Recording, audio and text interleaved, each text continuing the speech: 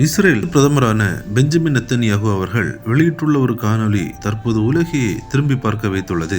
அந்த காணொலியில் அவர் என்ன கூறியிருக்கிறார் என்றால், இஸ்ரேல் தற்போது 7 முனைகளில் இருந்து தன்னை தாக்கும் எதிர்களுக்கு எதிராக தன்னை பாதுகாத்து வருகிறது. கடந்த அக்டோபர் 7ஆம் தேதி எங்கள் மக்களை கொலை செய்து கற்பழித்து தலையை துண்டித்து எரித்த காட்டு மிராண்டிகளான ஹமாஸுக்கு எதிராக நாங்கள் காசாவில் போராடுகிறோம். எங்கள் வடக்கு எல்லையில் அக்டோபர் 7ஆம் தேதியை விட மிகப்பெரிய படுகொலையை செய்ய திட்டமிட்டு கிட்டத்தட்ட 1 வருடமாக இஸ்ரேலுக்கு எதிராக செயல்பட்டு வரும் உலகின் அதிக ஆயுதங்கள் கொண்ட பயங்கரவாத குழுவான ஹெசபுல்லாவுக்கு எதிராக லெபனானில் நாங்கள் போராடி வருகிறோம். இஸ்ரேலுக்கு எதிராக நூற்றுக்கணக்கான ட்ரோன் மற்றும் ஏவுகணை தாக்குதல்களை நடத்தியுள்ள ஏமனில் உள்ள ஹூத்திகளுக்கு எதிராகவும் ஈராக் மற்றும் சிரியாவில் உள்ள ஷியட் பயங்கரவாதிகளுக்கு எதிராகவும் நாங்கள் போராடி வருகிறோம். மேலும் யூதேயா மற்றும் சமாரியாவில் உள்ள பயங்கரவாதிகளுக்கு எதிராகவும் எல்லாவற்றுக்கும் மேலாக கடந்த வாரம் 200க்கும் மேற்பட்ட பாலிஸ்டிக் ஏவுகணைகளை நேரடியாக இஸ்ரேலை நோக்கி ஏவிய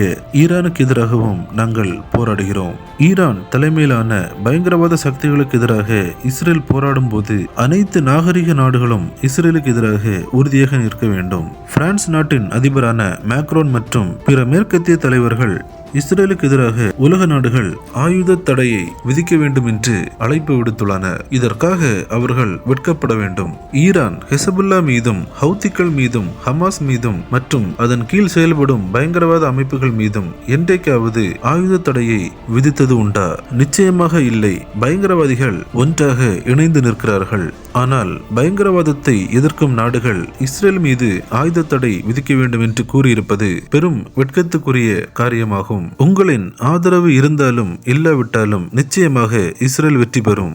உறுதியாக இருங்கள். உலகின் அமைதிக்காகவும் உலகின் பாதுகாப்பிற்காகவும் இஸ்ரேல் கடைசி வரை போராடும் என்று அவர் கூறியுள்ளார். தற்போது இஸ்ரேல் பிரதமரின் இந்த பேச்சு உலகளவில் பெரும் பரபரப்பை ஏற்படுத்தியுள்ளது.